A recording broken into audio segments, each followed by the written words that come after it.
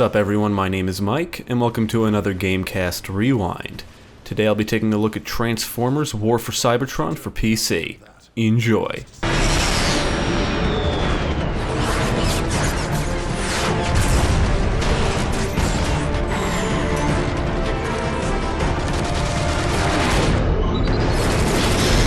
Transformers, robots in disguise. I heard that a lot growing up, but was never really interested in the franchise.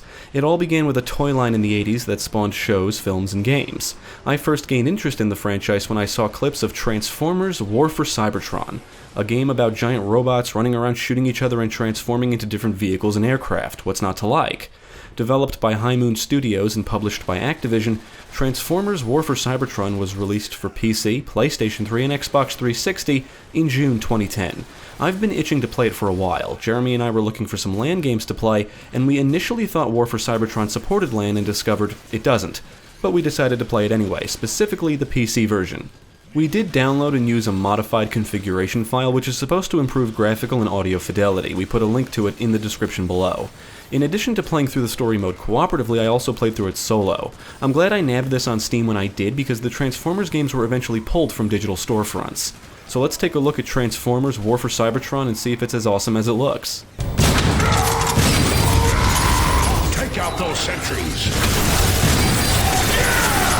The campaigns can be played solo, or 3 players can team up online with an option to enable competitive scoring.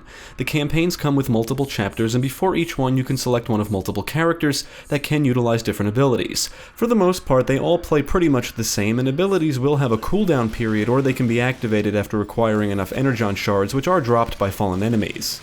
Each character can run around, jump, perform a double jump, carry 2 weapons, 3 grenades, and use their melee weapons to attack enemies and break objects. They can transform into a vehicle, tank, or jet at will, and have multiple health bars that will recharge individually as long as they're not fully drained. You can restore all of your health by collecting the Energon cubes found throughout the environments, and when playing with friends you can revive any fallen teammates. There's 3 difficulty modes and checkpoints are frequent, so dying usually doesn't set you back too far. In vehicle, tank, or jet form you'll have different weapons and abilities, you can boost for more speed, and vehicles can jump.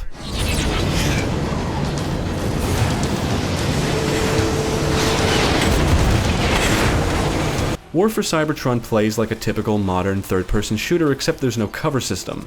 Each chapter has multiple objectives for you to complete. You'll have to go from point A to B, interact with things, and in some chapters you'll have to defend things, but there's always going to be enemies to shoot. This is a very action-packed game, complete with plenty of firepower, projectiles flying every which way, and tons of explosions. Weapons and grenades can be found in the environments along with ammo, overshields, and Energon cubes. Most of the weapons feel satisfying to shoot, and the game places plenty of them in the environment, so there's always an opportunity to try something new. This includes the weapon emplacements that can be used and even detached to gun down multiple enemies and or bring down the tough ones quickly. And when you're low on ammo, you can always rely on your melee weapon to destroy foes. Quickly, Autobots! Take their weapons! Whether you're playing with friends or solo, you'll always have 2 teammates accompanying you. The friendly AI is okay, they can sometimes get in your way, and you will be doing most of the work. In both campaigns, you basically fight the same enemies, except they're different colors. With that said, the gameplay can feel repetitive at times, but the action is so much fun that it's hard to care. You'll shoot down flyers, cloaked baddies can move quickly and sneak up on you, some enemies can snipe you, and brutes are large, tough types with weak points on their backs. The enemies exhibit basic behavior. They run around, shoot at you, and throw grenades. It's always just shoot to kill in War for Cybertron, and the standard foes will go down rather easily. Much of the challenge comes from being overwhelmed and attacked from every direction. Playing with friends does alleviate some of the challenge, and every now and then actual teamwork is required, usually when fighting tougher enemies or bosses. There are numerous boss battles throughout both campaigns, and some are more enjoyable than others. Each boss has multiple phases of attacks, and each phase is usually a checkpoint, which is good, because some phases just boil down to trial and error. Some boss attacks can kill you in one hit. The bosses all follow the same formula. They do something, reveal one or multiple weak points, you destroy those, they move on to the next phase, rinse and repeat.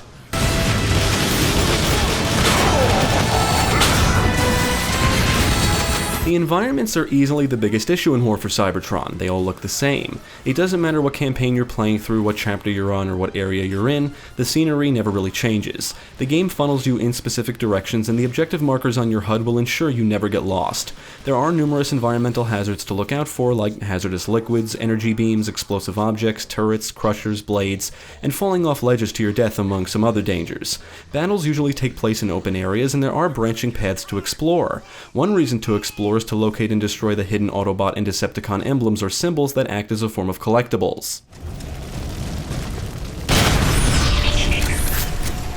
Another reason is to find ammo, weapons, overshields, and energon cubes. The action takes place on the ground in most chapters, but there are a couple that let you take the fight to the skies. You'll fly around and shoot down flying foes and at ground forces. Thankfully, the controls are comfortable and responsive, making these chapters a lot of fun. I also like them because the game gives you infinite ammo in aircraft form. Snipers! Enough of this nonsense! We'll bring this annoyance down from the inside!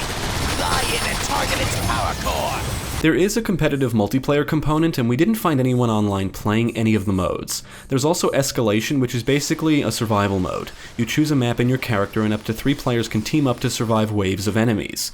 Each wave is more difficult than the last. You can play solo, but it's quite challenging, and the enemies are relentless.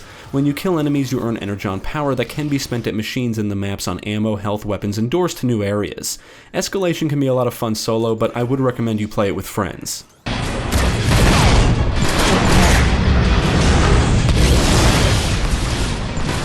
Course! Starscream wouldn't fight with such desperation if the legends weren't true! The story is set on the planet Cybertron, and there's 2 campaigns. One that revolves around the Decepticons, and the other around the Autobots. Megatron wants to return the planet to his idea of the Golden Age, and uses dark energon to corrupt life on the planet. In search of a key to enter the planet's core, the Decepticons launch a full-scale assault on the Autobot city of Iacon. The High Council informs Optimus of Megatron's activity, and sends him on a mission to remove dark energon from the planet's core. The plot isn't bad, and you'll get to play as iconic Transformers like Optimus, Megatron, Bumblebee, Starscream, Ironhide, and several others. The voice acting is often awesome and campy, with performances by Nolan North, Troy Baker, Steve Bloom, and Peter Cullen reprises his role as Optimus.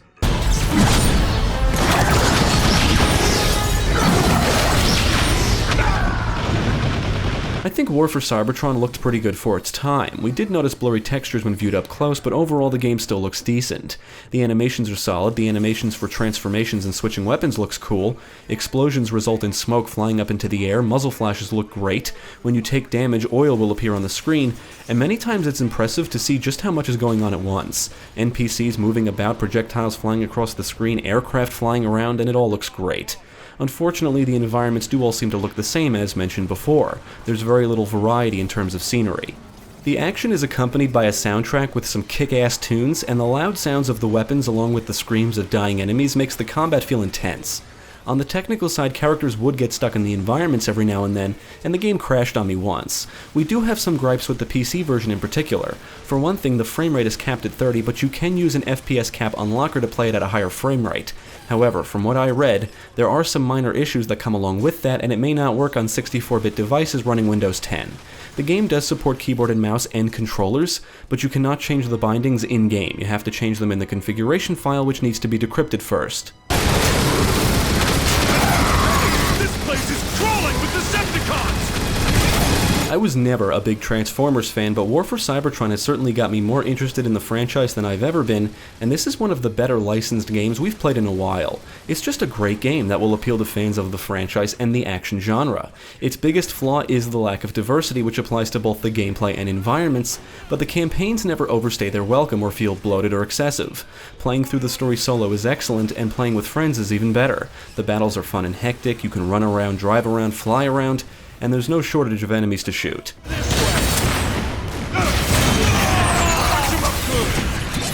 We would absolutely recommend Transformers War for Cybertron to fans of action games. It's the kind of game that can be enjoyed by those unfamiliar with the Transformers franchise. It's just a lot of fun.